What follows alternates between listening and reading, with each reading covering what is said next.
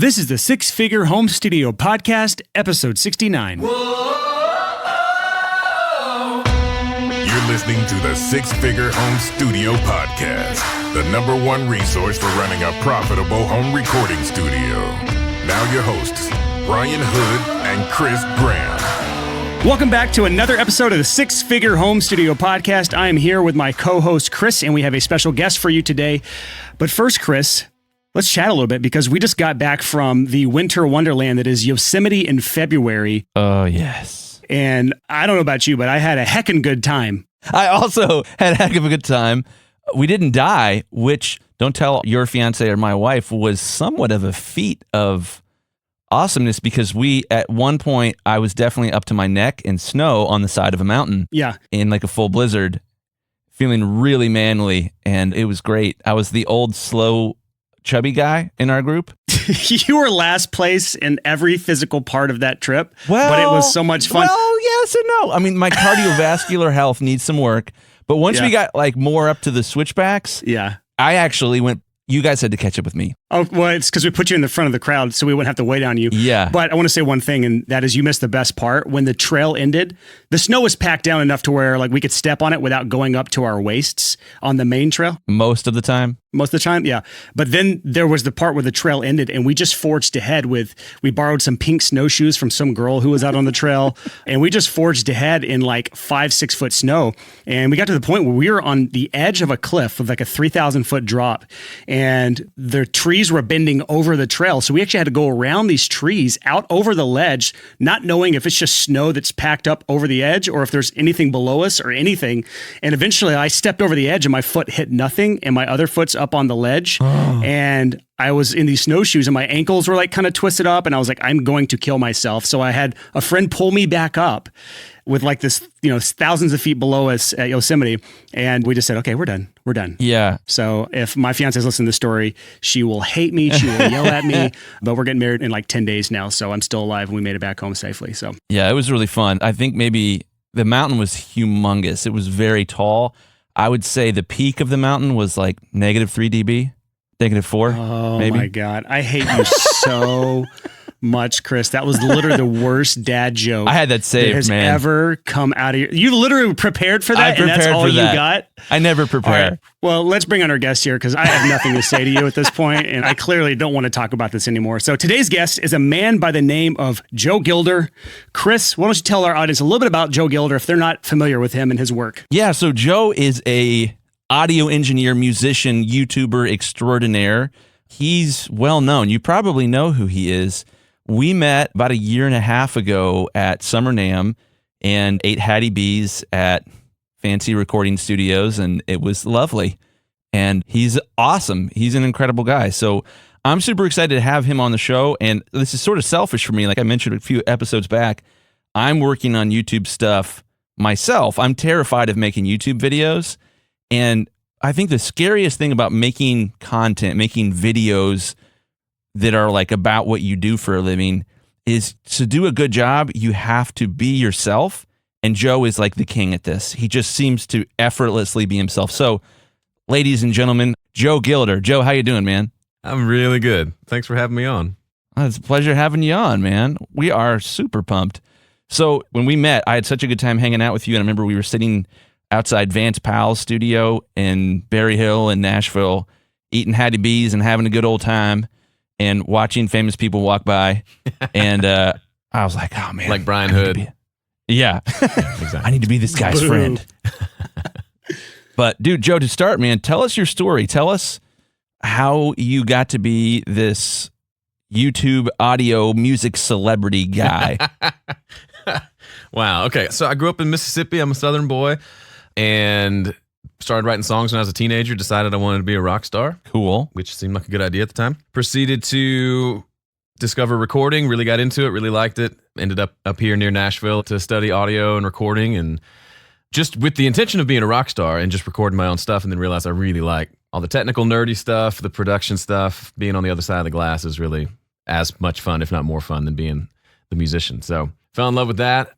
Worked at Sweetwater for a few years up in the cold bitter north and sold gear and learned more things. And Were you a sales rep at Sweetwater? yeah, I did sales there for about 3 years. Nice. So I wonder if any of our listeners were part of your group of people that you called regularly to check in on. You never know, because we made them phone calls. Yes, you did. A lot of them. Even already, I'm learning more about you, and that makes so much sense of why your videos are so good, because you have so much sales experience. Yeah, that was a big part of it. Learn how to teach over the phone in order to sell something, but it's still kind of all the same. You're educating people and... There it is. That's the information I was looking for. Joe, thanks for coming on. All right, thanks, guys. No, that's awesome. That makes so much sense. So my dad is this really, really, really good salesman. When I was growing up, I was like 5 years old, and we live in Columbus, Ohio, and the Buckeyes is the local football team, and everyone's obsessed with them. And Boo. oh, come on. You're from Alabama. That's what it is. So I'm kind of derailing us here, but I promise there's a point to this story. We found a bunch of Buckeyes at a park one time. This is so weird. A Buckeye is like a little weird brown poisonous nut. It's like the weirdest mascot choice ever. But anyways, you make them into necklaces and you wear them to football games for some really ridiculous reason. So we made a bunch of necklaces, went to an Ohio State football game. I'm like 5, and we're going to try to sell them. And they were $5 a piece. And it was like a major moment in my life where we were like, okay, let's do this. And I was like, wait, what? I don't sell. How do you do that? And so my dad, we had a dowel rod with all these necklaces on it, and he picked it up and he walked into like the middle of the flow of traffic and he went, a Buckeye necklace is here. And immediately sold a Buckeye necklace. And I was like, what? That's amazing. So I grabbed the dowel rod and like walked up to these 2 old ladies and was like, hi, would you like to buy some Buckeye necklaces? And they did. I sold 2 Buckeye necklaces, and it like changed my life. And there's something about the way you carry yourself, like that my dad is similar to that. Like he's been a salesman for years, and I see that in you, and it makes total sense that you had that experience at Sweetwater, because Sweetwater has got to have the best sales team on earth as far as audio gear goes, as far as training, and like every sales rep there I've ever interacted with like has social skills and isn't this like weird nerdy guy. But I was just trying to tell you, you reminded me of my dad in the nicest possible way, and that was a long way to do it. So you were selling at Sweetwater. That obviously was super helpful to you. And then you eventually transitioned to Nashville. Tell us about that. Yeah, we always we couldn't stay in the Midwest, I don't think. So my wife's from here. So we were trying to figure out a way to get back here. And while I was at Sweetwater, it's a sales job, right? So you're talking to people, helping them out, but then you want to sell them something. So after you've sold it to them and they want to know, how do I set up a reverb track? That's cool. I can maybe tell you real quick, but I should probably get on to selling the next thing, right? I can't sit there and teach you how to use all the stuff I just sold you. It's just not in the cards. So that's kind of started me down the path of, well, I could make a website with some articles and maybe a few videos to answer just common questions people have. So that way I can go sell stuff and I can say, hey, go check out this video I made, and I can explain it once and have that do the work for me over and over again. So that was kind of the initial, I love to write, I love to create. So there was that was a big part of it too. But that was kind of the initial need that I saw of, okay, people keep asking me the same questions. Let me answer them so I don't have to always answer them in person. That's cool. And you and Graham Cochran are real close, right? Yeah. Mm-hmm. We both kind of started the same, almost the exact same, within a few months of each other. So yeah, we've been buddies for a long time. That's awesome. He was on the show a couple months back, and he mentioned sort of the same thing. Like the initial idea was like, I'm going to answer a question I get all the time once with a video.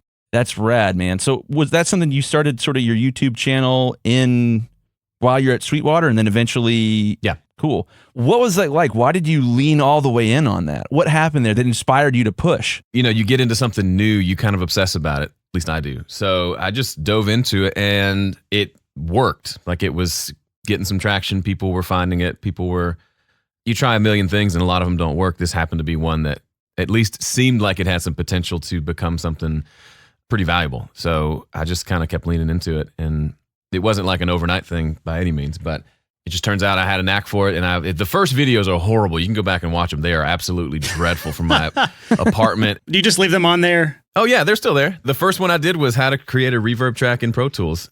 It was sitting in my apartment in Fort Wayne, Indiana with no acoustic treatment on the walls, just, broke as a joke. And I was like, all right, well, I know how to do this. I'm going to teach this one thing. And the rest is somewhat history, but yeah. I just like having my old videos on YouTube so I can always go back and show people how bad I was. Yeah. And show them that there is indeed hope for you in the future, because back then my videos were so atrocious that any human you could pick up off the streets would have been better than me at making a video. And to go from that to where I'm at now, I'm not incredible by any means, but I'm comfortable enough on camera to not look like I used to. So is that why you kind of leave your stuff on there? Yeah. For just posterity's sake? Yeah, absolutely. It's like the same reason why I put, an album I made 12 years ago, I leave it on iTunes because it's, compared to what I'm doing right now, it's not nearly as good, but it's a part of the story. It's part of the journey. It's kind of, to me, it's encouraging to go back and hear how far I've come. But then also, it's like you said, to say, hey, you're struggling. Yeah, everybody does. That's part of learning a craft. It's normal. I want to kind of paint the picture for people why we're talking about YouTube in particular. And you mentioned it a second ago, and that is you were able to just explain things one time, and then you could send people back to that over and over and over and over again. And Chris and I have been kind of on this path to duplicate ourselves. And we've done that on this podcast with you now. We now have 69 episodes out. And people across the world at any given time are listening to this podcast, no matter what we're doing. And at the time that this podcast airs, it's March 5th, unless the podcast gets shuffled around for some reason. It's March 5th. I am currently in Versailles on my honeymoon as you listen to this episode. And that is a powerful thing because I'm not actually working right now. I am probably touring the Palace of Versailles. I'm staying at the Waldorf Astoria with my now wife, and I'm enjoying what someone told me last night was, you're living that great life. This is just a guy at a restaurant I was talking about my bachelor party to, and he said, you're living that great life. And I wanted to say that because I think our listeners think very linearly about the way they market themselves. They don't think about multiplying themselves. And I think YouTube is a very, very good way for any of our listeners to start multiplying their time so they're not out there fighting those battles one-on-one. And I think you've done that, Joe. I think you've done a great job of putting content online consistently. But at any given time, as you are on this interview, people are out there watching your videos, building a relationship with you. Even if it's not your goal, at some point they will make some sort of transaction with you. And I think that's going to be a very powerful thing in the future for recording studios, is to create some sort of content marketing platform, whether it's a podcast, like I've seen some of our community do, whether it's a YouTube channel, which is what Chris is doing, what Graham Cochran has done, what you've done. I think there was a lot of power in that. And I love for people that are maybe early on this journey or just about to begin this journey, for you to kind of speak into what are the struggles that they are going to face as they're starting to build their YouTube channel? Because I'm sure you were putting videos out there with very little traction at the beginning, and maybe I'm wrong, but I know people will experience that. And how do you, A, get that initial seed of traction, and B, fight the urge to stop when that initial traction isn't immediate? Those are great questions. So for me, a lot of it was kind of building up excitement of kind of believing this is going to turn into something if I just keep kind of, turning the flywheel, to rip off Jim Collins. But at the same time, I had no clue. I could give this 2 years and it can completely bomb. That's what I love about, if you ever read a lot of Seth Godin, he's all about like what makes you a great artist or entrepreneur is the fact that you do things that very well might not work. So if you can just accept that, hey, this may bomb, it's kind of liberating. It doesn't take away the, this scares the crap out of me part still, but it frees you up a little bit to just try it and just put some stuff out there and give it some time. Do you think that your sales experience has helped you a lot with that sort of attitude, because you have to face failure time and time and time again every day? Yeah. I wasn't the kid who had, who was making the Buckeye necklaces and going and selling them, who just was naturally entrepreneur-ish. That wasn't me. So really, until I got that job was the first time I'd ever had to like earn a living. You know what I mean? Like, if I don't sell, I don't make money. That's a rough place to be. But I tell everybody, if you can get a sales gig just for a little bit at some point in your life, it's super helpful because it teaches you, oh, right, I got to actually perform. I can't just show up. I've got to actually create value. So yeah, absolutely. Between just the interaction with people that you don't know and learning how to connect with them and find a way to build a relationship, to just learning how to explain and teach things in a way that people get, a lot of that was super, super helpful. So back to your early days in YouTube, you'd put out some content, you said you were going to commit to 2 years of this, right? Yeah. And Chris Graham, you said you're committing to a year of this, right? Yep, every week. Yep. And so at what point, Joe, did you hit the point where you start to see those efforts pay off? It was sooner than I expected. Now, this was 10 years ago, so YouTube's a different world for sure. So it may not be, everybody's mileage will vary a little bit. But for me, I pretty early on, because when you get into something, you start to watch everybody else who's talking about the thing you're into. And the common advice was start an email list while you're doing the content. So I did that fairly early. So I had people getting on an email list and talking about that as a way to communicate more than just over YouTube. And probably, let me think about it. I launched my first video in April. And then I actually sold something in like the following November, as far as like creating a course to sell. So that was a very like tangible thing that happened. And what I didn't expect, which is really applicable to your audience, is all the people who would contact me to work with them.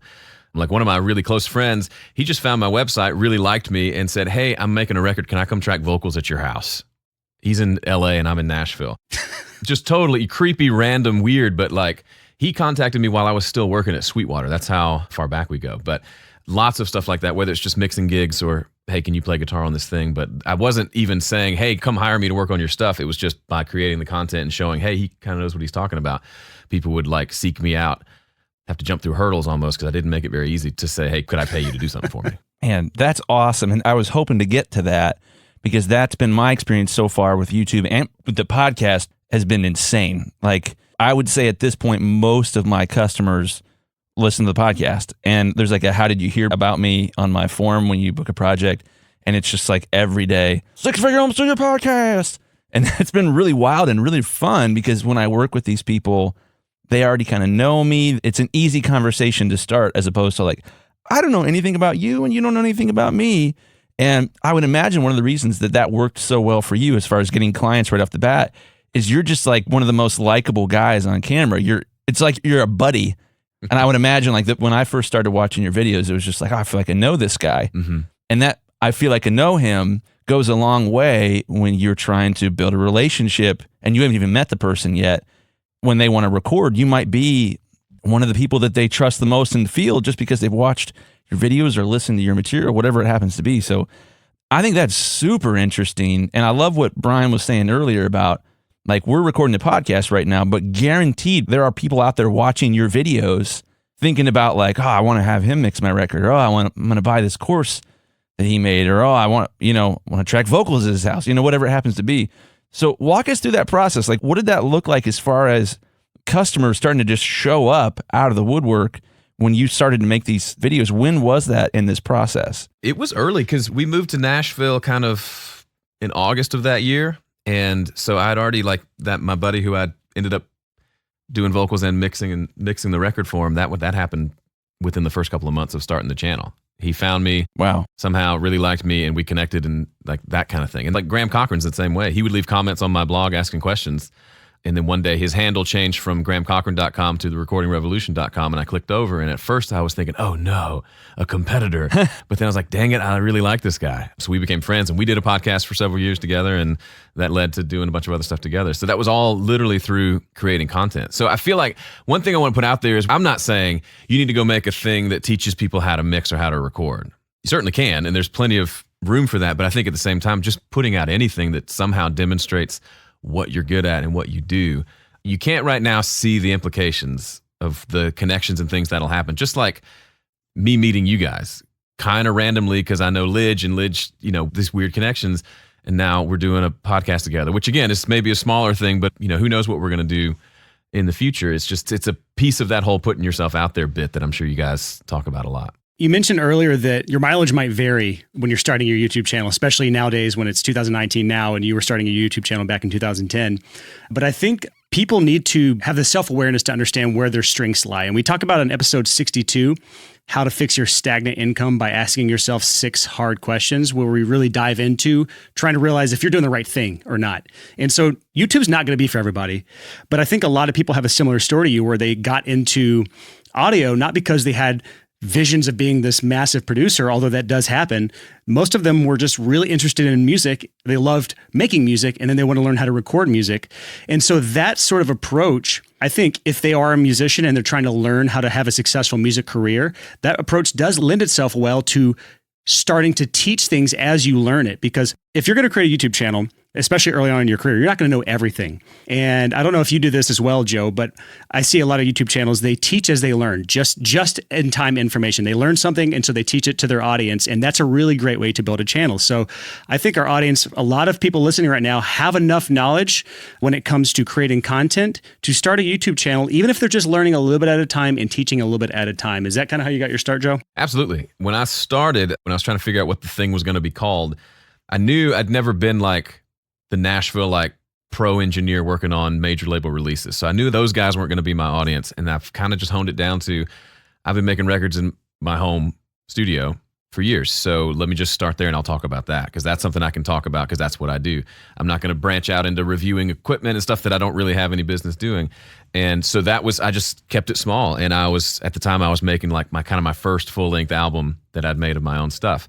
That was the fodder and the material to, okay, I learned this. Then we'll talk about this. Okay, this happened. This sucked. This was horrible. And here's, kind of lessons from that on top of the stuff I already knew because I'd spent a few years doing this stuff. I still don't think I'm an expert. I just feel like I'm a guy who makes music at home and I've managed to make it sound pretty good and I've managed to get better over the years. And I bet there are people who want to do the same thing. That's awesome, man. I think one of the things that you do that I'm the most jealous of is that you have found a way to, it appears very easily, very comfortably make content, which has put you out there in a major way. Like you think about, let me back up here. So one of the biggest things that we preach on this podcast is that there's a lie in our industry, in the music industry. And that lie is if you build it, they will come. Just like be passionate, do your thing, and then just sit back and the world owes you to show up. Well, by the way, real quick, I want to say that lie, we've been talking about it as far as a recording studio since the beginning of this podcast, but that lie goes for everything, including a YouTube channel. Absolutely. Just because you build a YouTube channel does not mean people will come to it. So just keep that in mind. Yeah. And I think what's so interesting about this is from the perspective of like, let's go back in time 10 years, you're starting to make videos and, you're probably working 40, 50 hours a week, something like that. And you make a video and then that video gets watched by people for 100 hours total. Then you make another video and that gets watched for 110 hours total amongst all the people that are watching it. And that's crazy because right now, this week, because of all the content you have out there, you're probably going to work more than 1,000 hours, but you're only going to be there for like some of it. Yeah. And that's interesting. I think that's the power of content. And man, I tell you, it was like a turning point in my life when we had Graham Cochran on the show. He said something crazy. He said, with an audience, anything is possible. And you mentioned that, you kind of hinted at that earlier of like when you start to make content, when you start to put in like 100 hours a week because your content's out there working for you, 200, 300, 400 hours a week that you don't have to be there for, that opens crazy doors and you can't possibly anticipate like what lies behind those doors and what doors they'll even be. And it's, speaking on behalf of Brian and myself, that's been the case for us with this podcast of like, it's just been like, whoa, I had no idea like how many awesome friends we would get to make. Yeah. Just because we talk in a mic once a week. So can you kind of talk about like what some of the benefits are for you going through the path of building this YouTube channel and this online presence that you've had? What are some of the unexpected benefits that you've seen so far? Yeah, absolutely. You mentioned friendships, and that was a surprising one. I didn't think I would meet anyone, and I've met so many people, like all of you. I wouldn't have met you if I hadn't had a YouTube channel or whatever.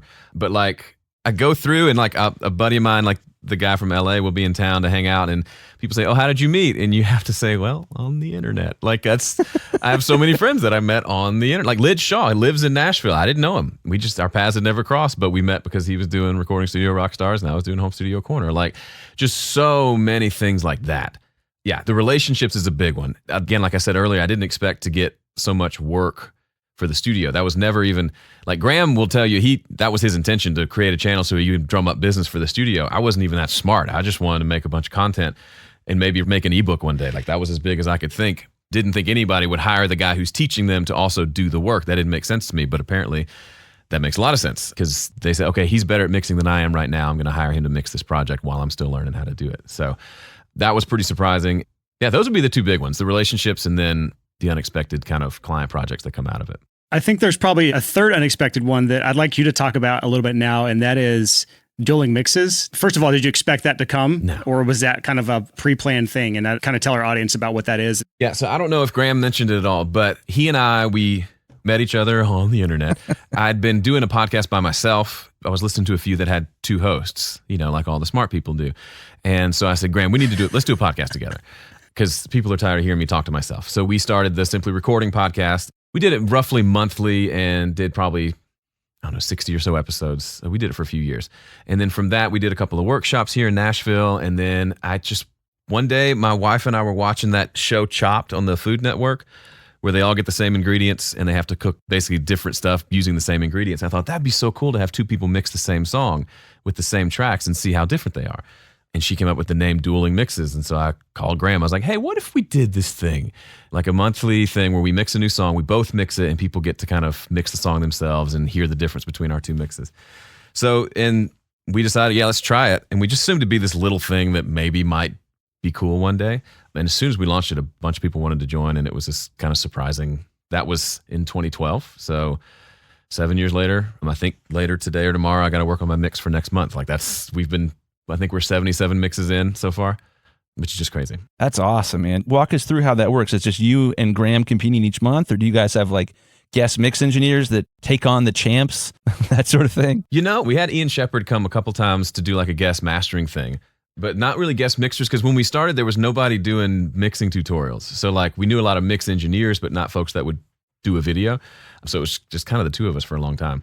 But yeah, we both mix the song, we post our mixes, we don't say whose is whose, and they get to listen. And it's just really interesting because you think, oh, it's the same tracks, it'll probably sound pretty similar, but it's pretty wild how different they can be just based on all the 1,000 decisions you have to make over the course of a mix. So that part of it's really interesting for people. And then they obviously get the tracks too, and they can see how their mix turns out and compares against ours. I love that. I love that. That undercuts another lie that's sort of in our like audio community amongst people that are kind of coming up and learning, which is like, if you got all the best mix engineers in the world, they're all going to make the exact same mix of the song. They're all doing the same thing. It's totally false. This idea that each of them is going to do something different because it's art.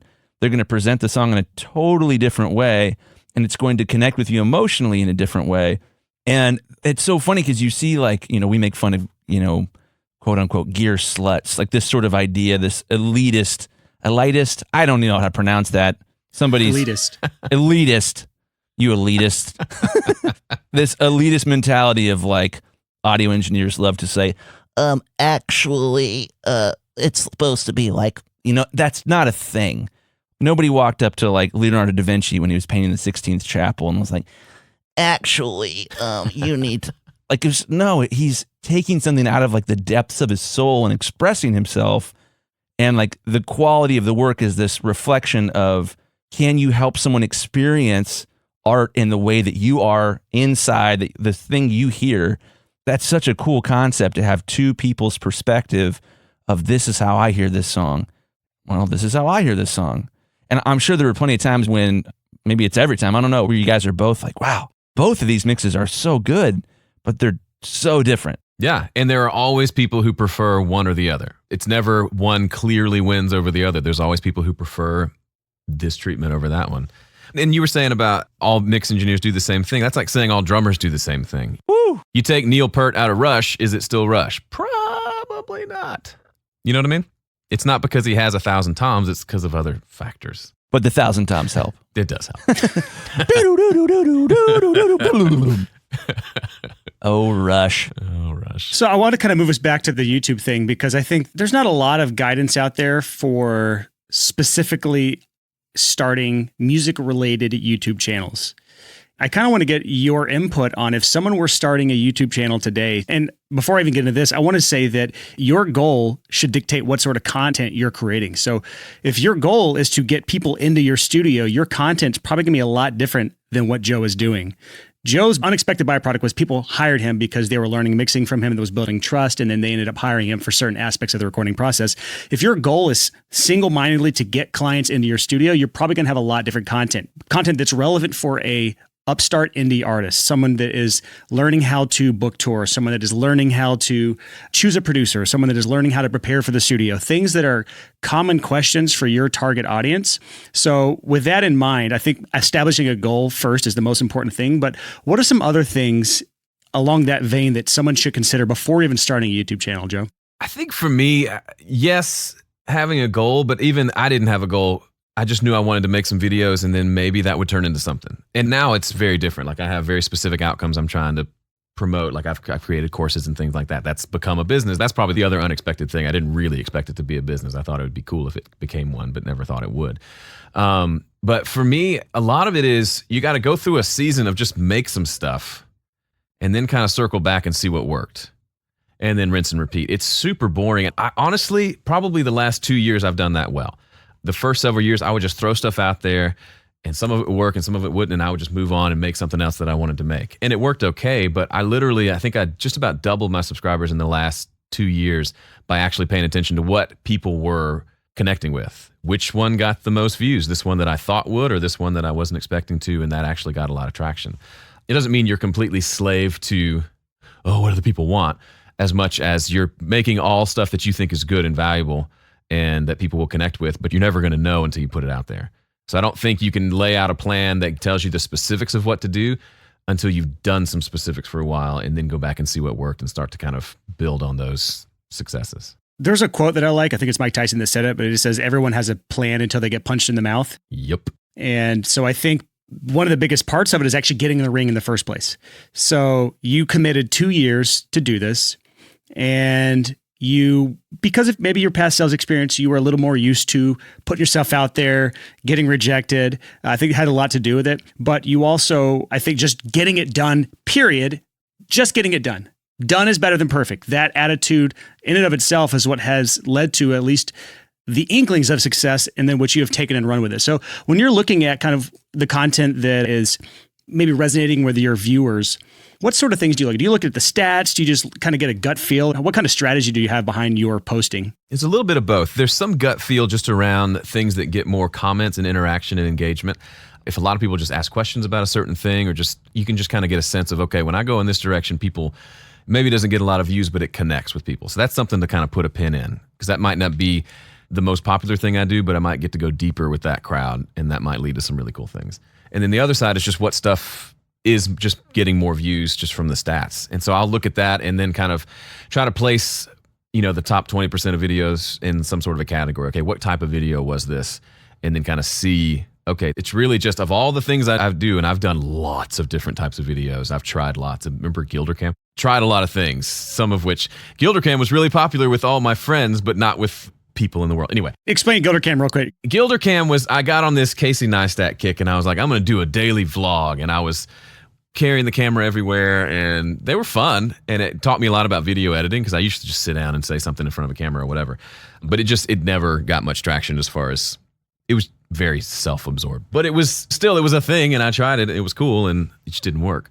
So for me, kind of figuring out, okay, of like 10 years worth of data, here's like the top 2% of videos, and they're almost all falling into like maybe one or two categories. And so really leaning into that, because that seems to be what's working, and still leave room to try new things and experiment, but kind of falling back to the stuff that has proven to work well, if that makes sense. Well, you just brought up something super interesting about, you did something that your friends loved, that your audience was like the people buying from you didn't go nuts for it, but the people you respected and like your peers went crazy for it.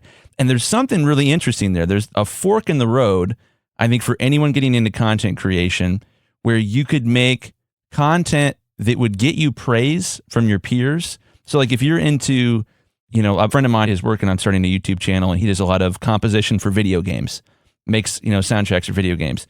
He could go in one direction and make a channel that other video game composers would love, but that wouldn't necessarily land any new video game gigs.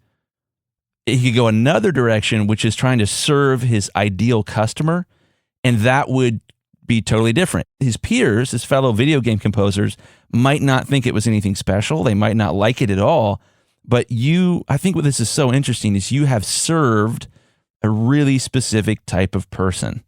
You've really made it your mission to serve them. I'll say that word one more time, to serve them. And that's worked out really well for you. Gilder Cam was awesome. It was super cool, but it didn't serve the type of person that you were really going for. So it didn't create a whole lot of results for you. Right. So talk about that a little bit. This difference between, I think there's three kind of items I've got floating around in my brain. There's doing what your peers want, doing what the people you want to serve want, and then this other idea of just like doing what you're a nerd on, like the thing that you're like, oh, I love this. Oh, this is so cool. So you've got these three things floating around. How do you balance all three of these issues? I think for a long time, I just made what I wanted to make. So that was, I think this is interesting, therefore I'm going to make this. And occasionally that worked, but a lot of times it was almost ignoring what the people want, or what was really connecting and serving, like you said. And that was why it was such a kick in the ego when I finally realized I've been putting in so much work into this stupid vlog. And it's just the people who already knew me liked it and thought it was cool. And they keep asking for it to come back. But it was not moving any of the other needles that I need to move to continue kind of doing this. So it kind of circled back to, you know what? Yeah, I probably need to do something on how to mix drums again, because I haven't talked about that in a while, and people keep asking me about that. I'm not super excited about that because I'm tired of mixing drums, or I've mixed a lot of drums this month, but that would probably serve well. So it's kind of a balance. Like, I'll make some things that I think are really fun and interesting, but then I'll also try to circle back around to, this is something that I think will serve the community well. And let's just kind of lean into that too, and maybe try to find a balance in there. That's fascinating. Well, I think kind of diving into this, I'm just looking you up on YouTube to see where you're at subscriber-wise. You are, let's see here, 16 away from 82,000 subscribers on YouTube. Hey. And I'm kind of curious, like I'm imagining what that would be like.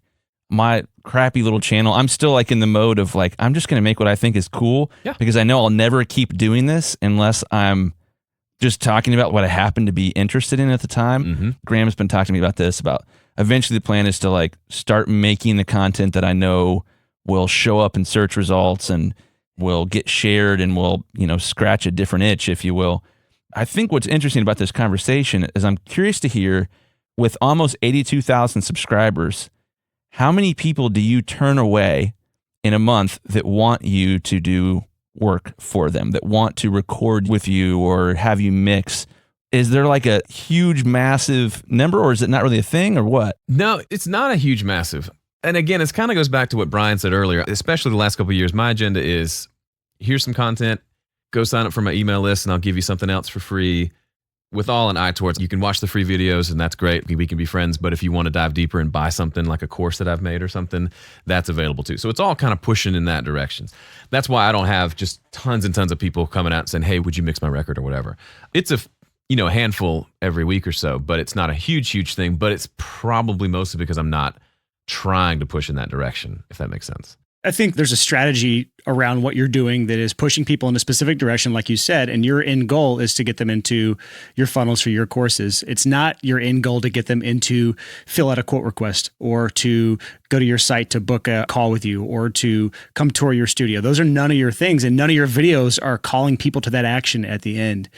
So talk about maybe some of the things you've learned over the years as far as in your videos that get people to take an action that you want them to take, that pushes them further along that client journey. Because no matter where people are, they understand that in order to get to that next step, they need to take an action. So for me in my studio, that action is to fill out a form on my website. For Chris, that next action is to, maybe go purchase on his site, or go fill out a form, or book a call with him, or, upload a test master. We all have these different things in our studios that are the next step. What are some things you've learned that gets people on YouTube to get off of YouTube and to take that next step with you in that relationship? That's such a dope question, because for a long time, I would just make good videos and then just kind of say, karma will come back and they will stumble their way over to my site and do what I want them to do.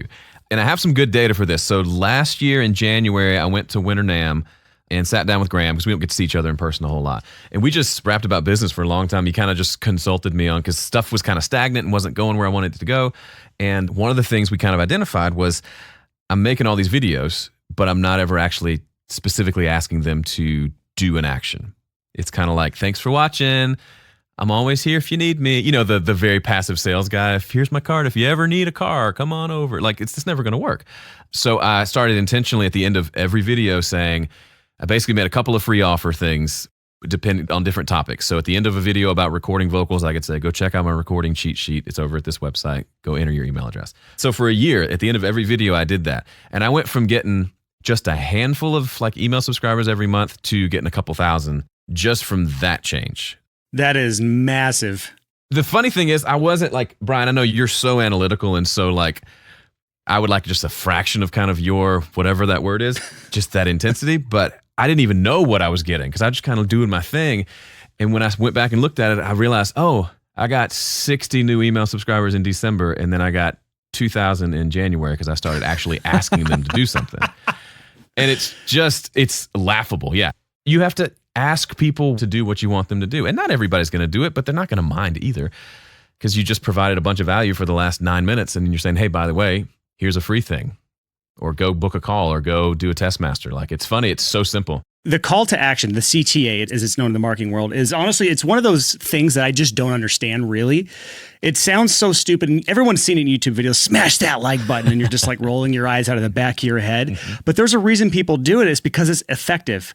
For whatever reason, if you do not call someone to a specific action, whether it's on your website, whether it's in a Facebook message after a conversation, whether it's one-on-one, if you don't tell them to do a specific thing or ask them to do a specific thing, there is a much, much less chance that they will ever do that thing. And that's honestly a really good teaching moment for everyone here. Joe went from 60 subscribers in a month or whatever it was to 2,000 in a month just from calling people to a specific action.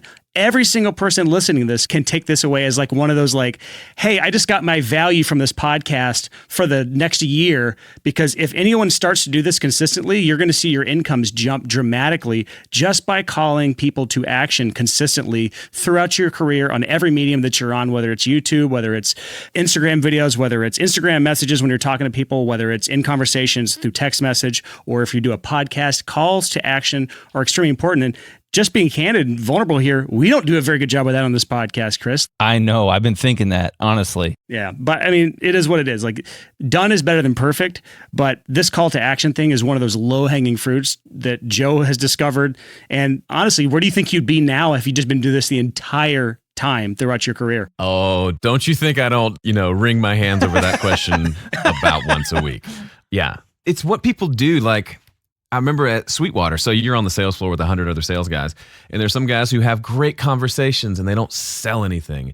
And then you have the guys who don't know much, but they would outsell everybody because they knew enough to do the job and then to ask for the sale. There were so many times where I would say, this guy's not going to buy, but then I'd say, so you want to buy that?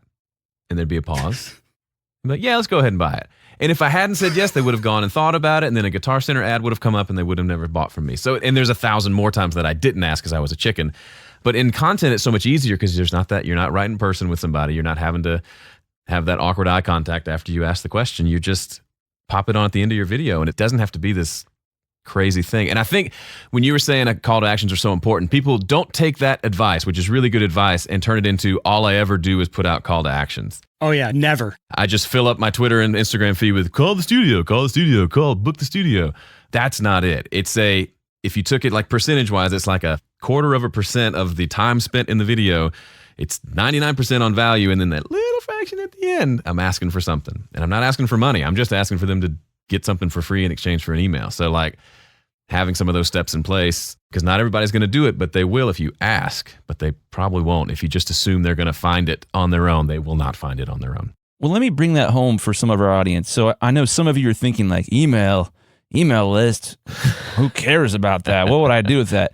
Well, let me sort of paint a picture for you. I'm not going to ask Joe how big his email list is, but let's look at his YouTube channel here. He's got almost 82,000 subscribers. I would guess his email list is totally tens and tens and tens of thousands of people. Let's say Joe decided he wanted to build a studio in his backyard, and he hired some audio engineers to help him do that. And then he opened up his phone and he typed out an email that said, hey, I'm booking recording sessions at Gilder Studio in the backyard of the Gilder home. He would book that sucker for a year in advance with an email from his phone with typos in it. It would be ridiculous. It would be absolutely difficult to deal with the demand and the responses to that email. Because Joe has built this amazing audience and he has served and helped so many people, and then ask them for just the simple, hey, can I have your email address? If Joe loses everything, but he keeps his email list, Joe can push a button and get clients on demand.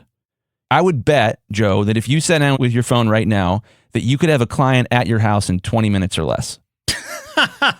Like, think about the craziness of that. And Joe's in Nashville. I'm not exaggerating. I fully believe that if Joe wanted a client in 20 minutes at his house, Joe could make that happen just with an email. I want to touch on that. And I also want to touch on what Joe said. Joe makes the most important point, aside from the call to action that I talked about.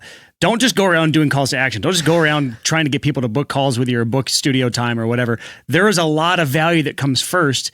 And if you go back and listen to episode number 46, where we talked to Graham Cochran about his YouTube channel, his entire philosophy is add value. add value, the go-giver philosophy.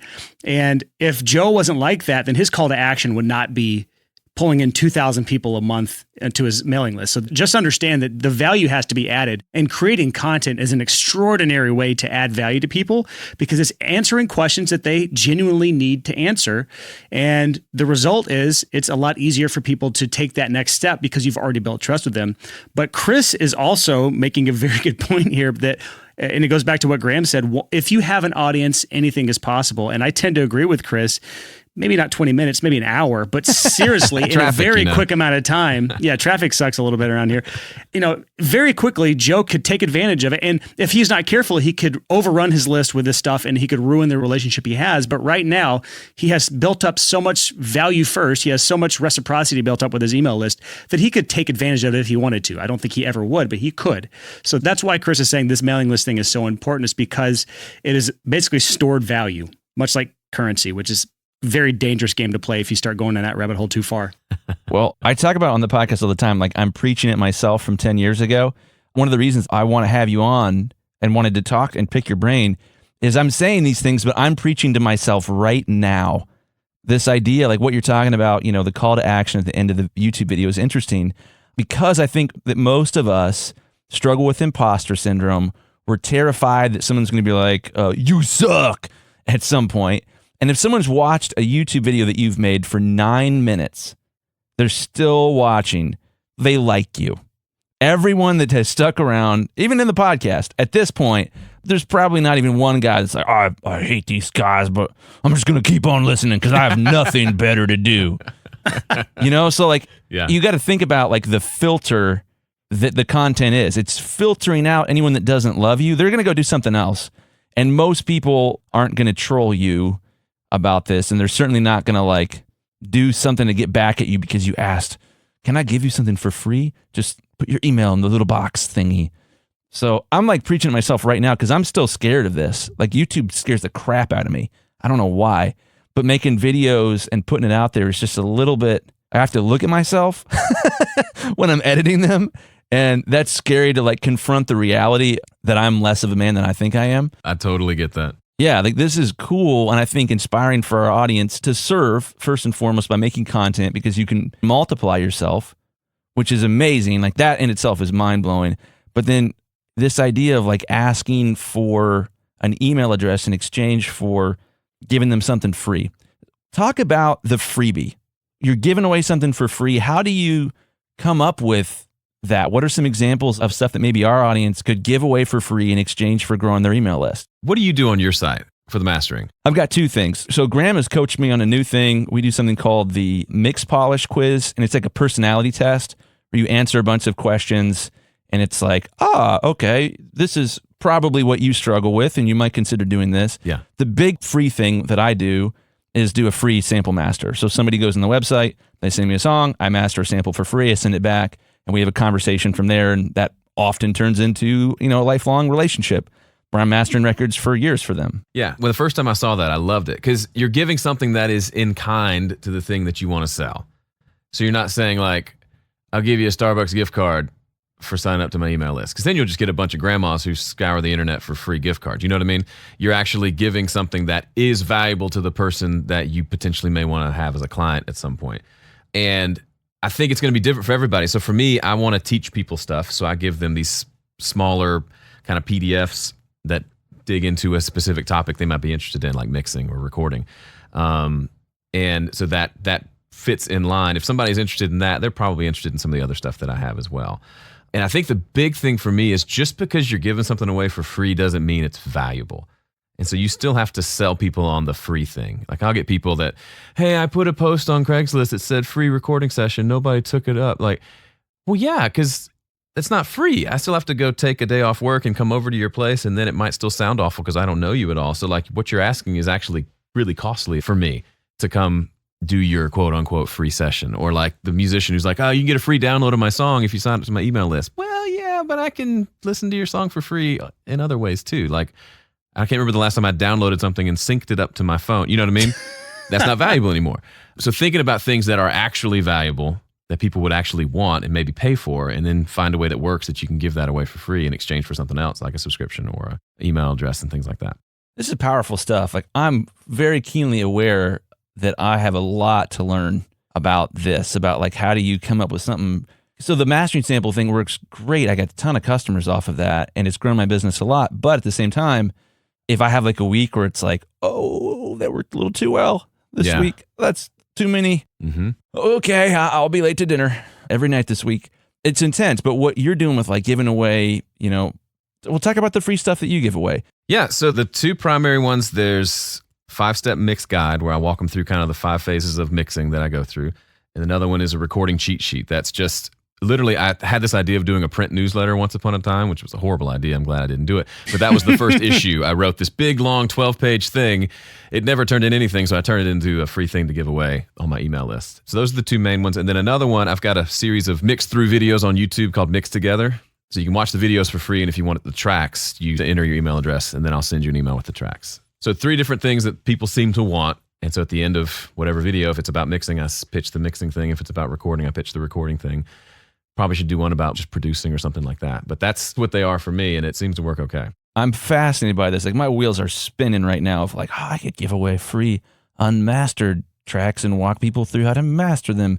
And interesting. That could be something in case that turns into you're like helping other mastering engineers. But I also was thinking, if I'm thinking about hiring a mastering engineer, I wouldn't expect you to do a sample master anyway. So that's really cool, but I get how that's not sustainable long term.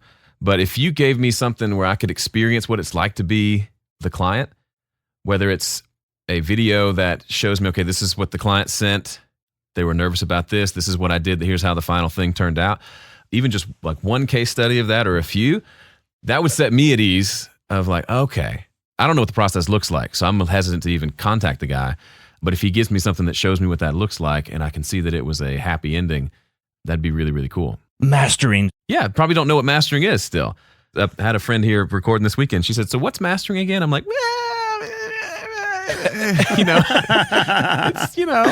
that thing. Oh, Joe, that's freaking great, man. So like, one of the things I love about podcasting, being a podcaster, is I get free coaching out of it. Do. Like, it's like Joe knows what he's talking about. And I'm like, oh my gosh, why didn't I think of that? Oh, I'm going to go do that tomorrow. Seriously, tomorrow. Do it. Yeah. So I'm like, that's back to the thing we talked about before of like, you can make the content that your friends love, make the content that serves your audience, or make the content that just you think is cool. So for me, that was such a helpful piece of advice, because I'm like, that is what the audience that I'm trying to attract would want. That serves them, as opposed to like let's talk about psychology and why it sucks to mix and why you hate yourself when you're done. This is all good stuff, but like ultimately, it's not a one-to-one match for somebody that's thinking about, should I master this myself or should I hire Chris to do it? That's the thing I run into a lot of. Even people like on really high levels sometimes will run out of budget at the end. They're like, I'll just do this myself. And yeah, so I'm trying to figure out, gosh, you've given me so many ideas. I'm like running out of words to say. I'm like thinking about all these things at the same time. But man, Joe, that's amazing. I'm definitely going to do that. Well, like I tend to master my own stuff just because I run out of time. Yeah. And I like, this is due tomorrow. I can't get this to anybody. If you could sell me on the 8 reasons why, and it's very self-serving to say, 8 reasons to hire a mastering engineer, but, or if you could tell me on when it makes sense to master it yourself, so I know you have no ulterior motive, like that would be really interesting. I would kind of want to sign up for that. So let me know when that's ready. That was the last video I made last week. Oh, love it. We've kind of really done a really good job of painting the picture of why building YouTube channels such a great idea. It scales your time. It really adds value. It allows you to call people to take an action towards the next step in a relationship. But we both know that it's not all sunshine and rainbows. It can be a real slog, especially long-term if you're putting out consistent content. Can you talk about what you do to kind of get over the fact that it can get monotonous? You can lose that creative drive sometimes. You can sometimes feel like you just don't want to do it that week. How do you kind of get around that sort of negative spiral that could lead you to eventually just stop doing the channel altogether? It's a great question. Because the first part is you will get the turds who just roam the internet looking for people to just be mean to. YouTube comments are honestly like a cesspool that is legendary amongst all content creators. It really is. Like you'll be going along and you'll get a comment, "You're fat." And it's like, what? I mean, Nice burn, bro. But you didn't anyway. I'd rather you say what you're saying isn't right because of this and this and this, or whatever. Anyway, so for me to get excited about making videos and creating that content, because it can be very much a grind. Usually I like to do things that excite me and then figure out ways to make content that will be valuable out of that. So I've released tons of music, of my own music over the years, and I use that as fodder for all sorts of different pieces of content, whether it's paid or on the YouTube channel. So for me, it's exciting. Like I'm working on an EP right now and just did a video this morning talking about prepping files for mixing. And then I showed a couple of things that I just recorded a couple days ago because it's exciting to say, hey, I just recorded this, listen to this, and then here's how I tune those background vocals and see how much better it sounds, that kind of thing. So it's educational, but it's also scratches the narcissist itch so I can show something that I'm working on, but it's still valuable. And it also keeps me excited to go see what people think about it and kind of, that I just posted a video. What are people going to say about it? 10 years later, I still have that if I'm making something that I'm proud of and excited about. So for me, early on, I realized I was making videos, but I wasn't really making much music. And it felt very disingenuous and there was a disconnect there. So I kind of decided I'm going to make sure I'm always making some music. So I always have, I'm not just pulling up a session being, okay, what can I make up to talk about today? Instead, I have all these ideas because I'm constantly doing the thing I want to do, which is make music. And then on the back end of that, finding ways to make content out of that. Was there any point where you almost just stopped your channel or gave up or lost hope related to that? Because I think anyone that's creating a YouTube channel today is going to face the question of whether they should continue or not. Yeah, I think, so we've talked about Graham a lot. I love Graham like a brother, but I also struggle with being jealous of how big his channel is. He's probably at close to, I think, 400,000 or something. That's several times. It's a multiple of mine, and it always has been. From the beginning, it wasn't, and then one day I looked and was like, holy crap, he's just exploded. And a lot of it's because he's doing a lot of things right, and he's just really good at it, and he's been disciplined from the get-go, and I've just been like, I make videos. Let's not really be intentional. I just started asking people for a call to action in the last 18 months. So yeah, stuff like that where having to kind of accept, and we're getting all philosophical here, Chris, but accept who I am and the fact that I'm not going to be for everybody.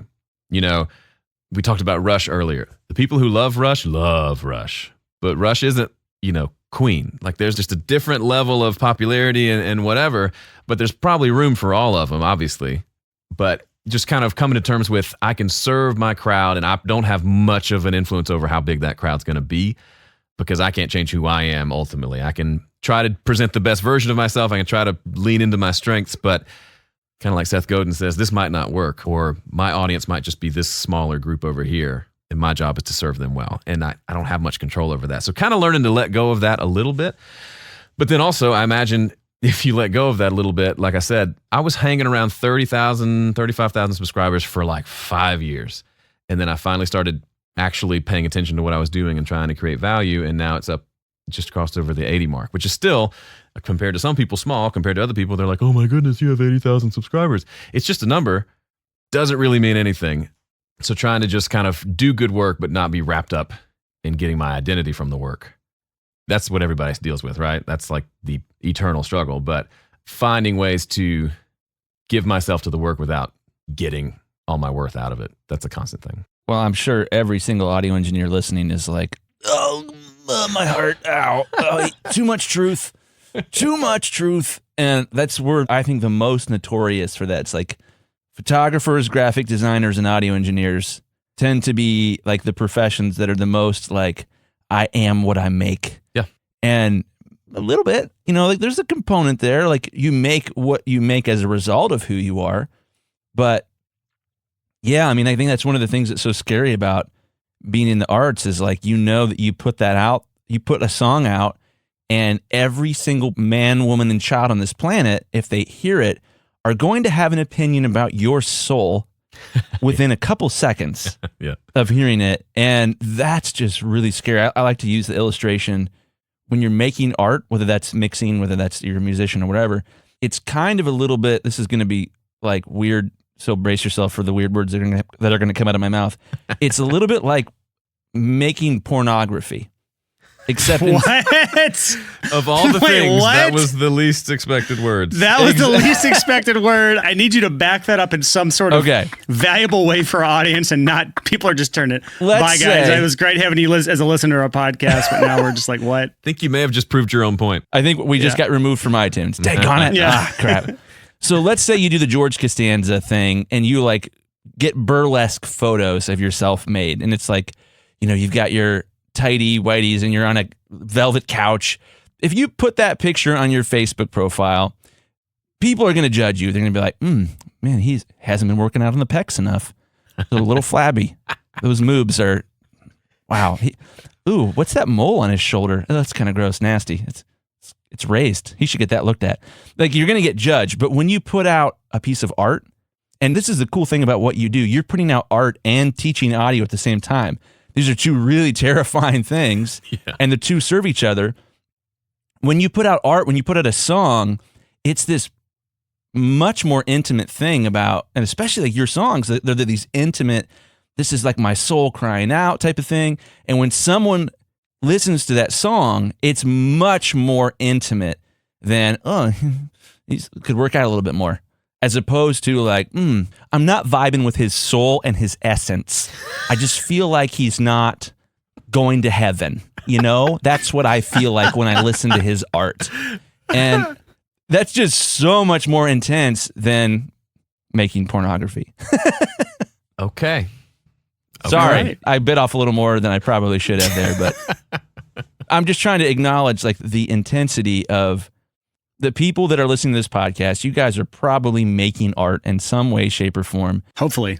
Yeah, that scary moment of like, are they all going to laugh at me when I push the upload button? Like, whether that's the music or whether that's the video or whatever, like it all comes back to this like fear of man. What are people going to think of me? They're going to judge me on a really intense, deep level, especially if it's art, as opposed to like, no one looks at a picture of a pretty girl on Instagram and says, I just don't think she's going to heaven. I don't like her soul. No one says that. They might be like, I don't like her eyeshadow. But it's so much more intense to be making art and to risk the judgment of millions of faceless people.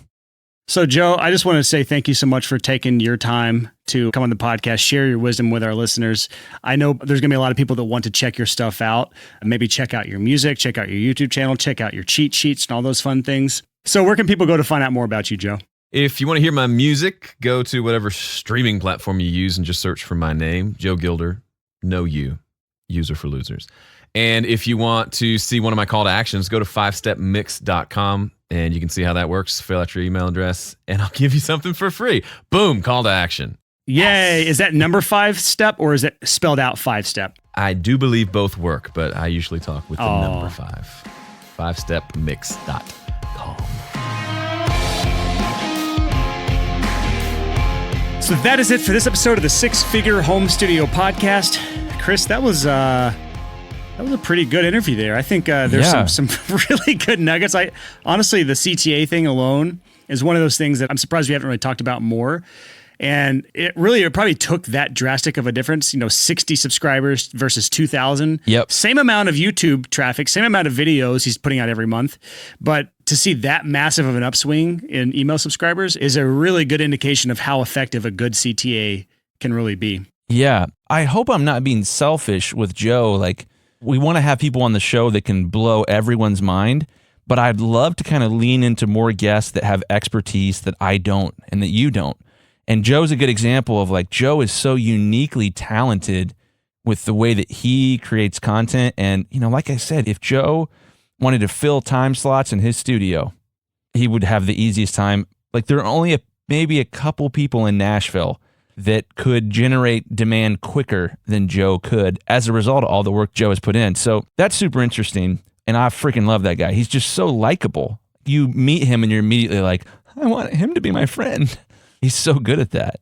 I want to call you out on something. Please. And that is this. You committed on stick.com to one video per week. And I stopped getting referee requests from you. Okay. We haven't talked about this yet. Yeah. I'm still doing one video a week, but Stick, for whatever reason, the interface didn't work well. It kind of crapped the bed on me. And so I ended up canceling it. It's no indication of my commitment. I'm a weirdo. I'm not nervous about not following through with this. I've told enough people. Yeah, you just told thousands of our listeners. I get it. But Yeah. there needs to be a negative consequence when you miss. And so I was looking forward to that $20 going to the political thing you don't support every single time you forgot to upload a video that week. That was the thing, was that I would release a video and somehow I was like, it didn't set it up right or whatever. They were still billing me. You have to send proof to your referee. I was your referee. You never sent me proof. Therefore, and the thing is, it won't let me proactively go in and say he did this. You have to send in the proof, whether it's a photo, whether it's a link or whatever. And then I have to say, this is approved. He did his work. He will not be charged. Amen. And you just chose to give up instead of pull through. I'm really ashamed of it. I'm sorry, Brian. I'm sorry I let you down. Well, I get it. It's cool. But let's actually talk about something that we're excited about launching on the sixfigurehomestudio.com. What is this, Chris? What are we trying to do here? This is one of the most important things we have told to you guys maybe ever. And just to kind of fill you in, I know many of you probably... That's a big promise. It is. Well, many of you guys listen to the podcast. You might not know anybody else that listens to the podcast. You're a classic audio engineer in that you have a man cave in your basement or in your barn or in your spare bedroom. And the podcast has been this encouraging thing where it's helped you get more clients. It's helped you understand your industry better. And we have a small favor to ask of you, and it's for your own good. We need to know who you are. We need to know what you do because we want to serve you more. We want to have better interviews. We want to have better information where this podcast becomes even more valuable to you. Here's the problem. Brian and I talk into microphones every week, and Brian does some editing and some mixing, and he pushes a button and it uploads, and it's kind of unreal for us. After he does that, thousands and thousands of audio engineers listen to it. We are growing at over 9% per month on average right now. So think about that. Every month, there's 9% more downloads than the previous month on average. And we want to serve you guys as much as we can, but the podcast is growing so fast, it's been difficult for us to, one, understand it, and two, sort of keep in mind how to serve you guys best. So we're going to do a census, and it's just really easy. It's just a questionnaire like, who are you? What do you do? What are your goals? What are you struggling with? That sort of thing. If you fill it out, that is the best shot you have of us tailoring this podcast to your specific needs. Does that make sense? So if you are in a position where we're like, maybe we assume that most people that listen are mix engineers, and it turns out there's a huge percentage of sound designers. Or if what you did earlier, you assume that the huge percentage of our listeners are male when in fact they could be female. Yeah, we don't know. Or that we have a larger percentage of females than we think. This is where the census will help us. God, I hope so. I wish it was out. 50-50. In the Facebook group, it's like 99% men. Yeah, it is. Okay, so here's all you have to do. Go to the sixfigurehomestudio.com/survey or 6fhs.com/survey. Both go to the same page. There's a couple questions on there. It's only going to take you a couple minutes to fill out. And we want to get every single person that regularly listens to this podcast to fill it out. So we're going to continue to ask you guys to do that every episode for at least a while. This is huge because once we've done this survey and we can see, oh, well, it's 40% mix engineers and 10% mastering engineers and 50% producers, whatever, we can start to deliver better content to you guys. We want to lean into this podcast and help you as much as we possibly can. And to do that, we need to know who the frick you are, what you do, and why you're listening. So check out the sixfigurehomestudio.com/survey. Please, we're begging you, fill that out. It's going to help us serve you better. Check out the sixfigurehomestudio.com/survey. There is a link in the show notes. So if you don't know how podcasts work, there's like a drop down where you can see information about this episode in whatever app you're in, whether that's YouTube, Spotify, iTunes, whatever. There's a big link right there, sixfigurehomestudio.com/survey. Click that, please. Fill it out. It's going to take you a few minutes. It's going to be awesome. It's going to help us help you.